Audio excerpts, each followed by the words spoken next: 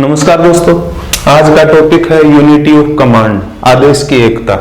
आपके सिलेबस में तीन मुख्य सिद्धांत दिए गए हैं, हायरार्की, स्पान ऑफ कंट्रोल और यूनिटी ऑफ कमांड। दो के बारे में हम चर्चा कर चुके हैं, आज विस्तार से चर्चा करेंगे आदेश की एकता के बारे में। आदेश की एकता बेसिकली है क्या? इसका अर्थ है कि एक एम्प्लॉय एक ही बॉस से, एक ही सुपीरियर से, एक ही सुपरऑर्डिनेट से आदेश प्राप्त करेगा। When employee should receive orders from one and one superior only, यही है आदेश की एकता। इसका मतलब है सिंगल बॉस, इसका अर्थ है मोनो कमांड। एक ही व्यक्ति की कमांड में व्यक्ति काम करेगा, अधीनस्थ काम करेगा, कर्मचारी काम करेगा।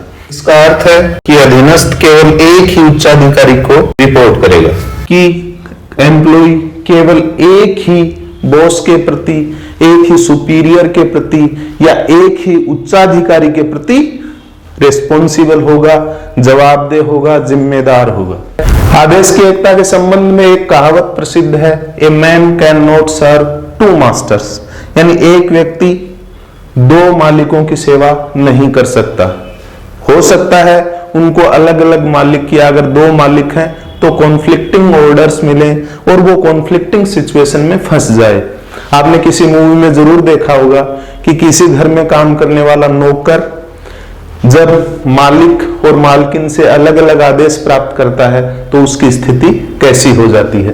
दोस्तों, इस सिद्धांत के पक्ष में मूलतः लूथर गुलिक, लिंडा लुर्विक और हेनरी फायोल माने जाते हैं।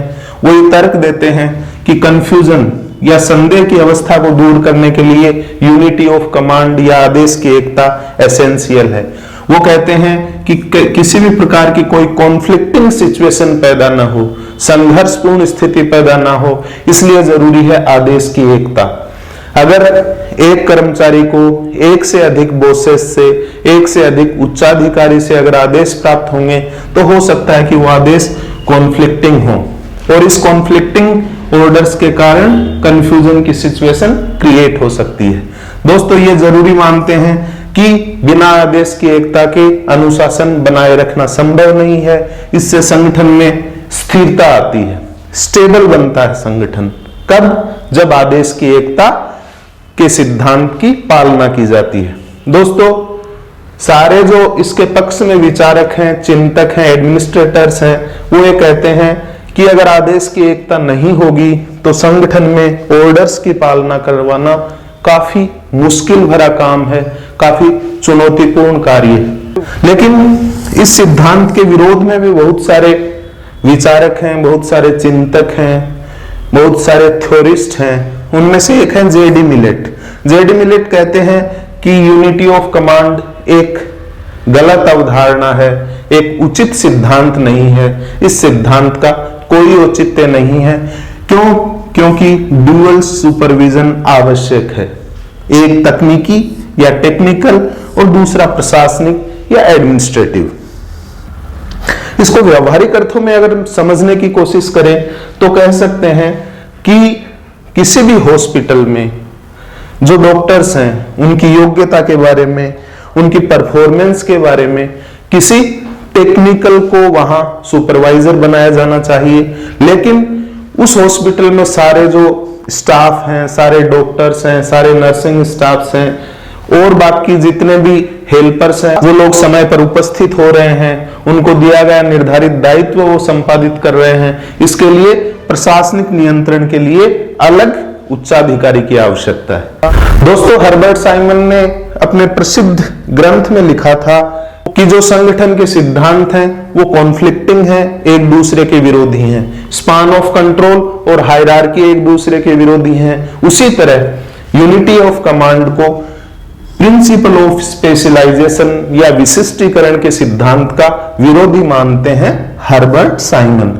इसी तरह फ्रेडरिक विंस्लो टेलर कहते हैं कि यूनिटी ऑफ कमांड से कोई भी कार्य संपन्न नहीं किया जा सकता। इसके लिए प्लान और एग्जीक्यूशन दोनों के लिए अलग अलग सुपरवाइजर्स की आवश्यकता होती है और इसके लिए उन्होंने 8 सुपरवाइजरों की कल्पना की और इस कंसेप्ट को कहा फंक्शनल फोरमैनशिप। तो दोस्तों, यही है यूनिटी ऑफ कमांड।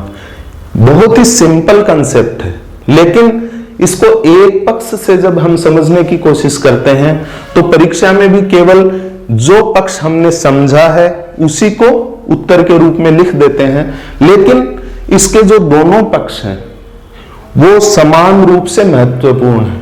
किसी भी संगठन के लिए आवश्यक है कि कैसे कार्यों के लिए यूनिटी ऑफ कमांड की आवश्यकता होगी, ऐसे कौन कौन से संगठन हैं जिनमें ऐसा सुपरविजन आवश्यक है जहां टेक्निकल और एडमिनिस्ट्रेटिव सुपरविजन अलग अलग उच्चाधिकारियों द्वारा किया जाना जरूरी है। तो आज के एपिसोड में इतना ही, मिलते हैं नेक्स्ट एपिसोड में।